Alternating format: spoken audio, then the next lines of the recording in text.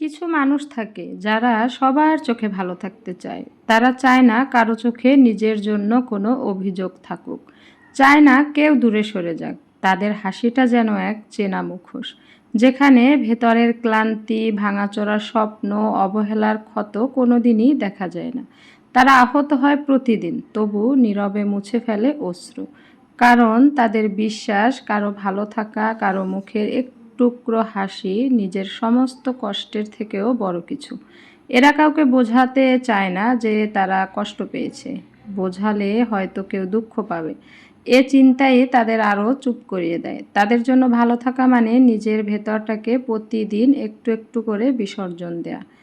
তারা সম্পর্ক বাঁচানোর জন্য নিজের আত্মাকে ক্ষয় করে ফেলে, নিজের অস্তিত্বকে যেন টুপটাপ ফেলে আসা বৃষ্টির ফোঁটার মতো বিলিয়ে দেয় নিঃশব্দে, নিঃস্বভাবে।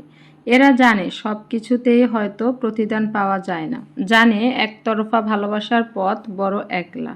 তবু তারা থামে না, কারণ তাদের কাছে ভালো থাকার মানে নিজেকে নয়, অন্যকে ধরে রাখা, ভালোবাসার শেষ নিঃশ্বাস পর্যন্ত।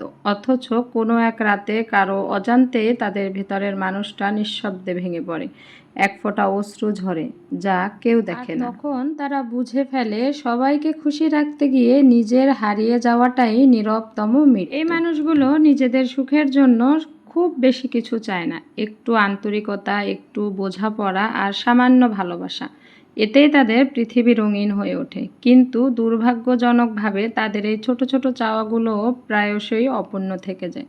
তাদের নীরবতাকে মানুষ দুর্বলতা ভাবে, তাদের সহনশীলতাকে মানুষ অবহেলা করে।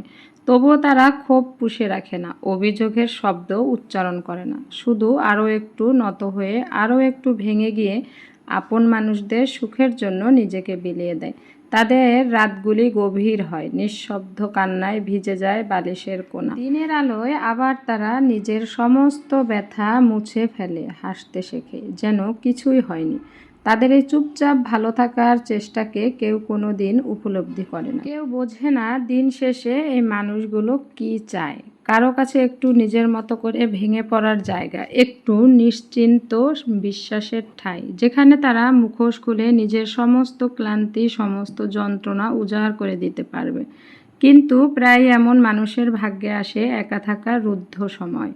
তাদের অনুভূতি বোঝার মতো কাউকে খুঁজে পাওয়া যেন মরুভূমিতে বৃষ্টি খোঁজার মতো দুর্লভ।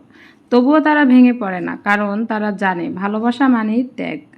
ভালো থাকাটাই সবচেয়ে বড় উপহার, নিজের জন্য নয়, অন্যের জন্য। শেষমেশ তারা একা দাঁড়িয়ে থেকে নিঃশব্দে বলে, আমি ভালো আছি, যখন তাদের হৃদয়ের প্রতিটি কোণে জমে থাকা শত সহস্র অমলিন কান্না। তবু তারা ভালো থাকার চেষ্টা করে।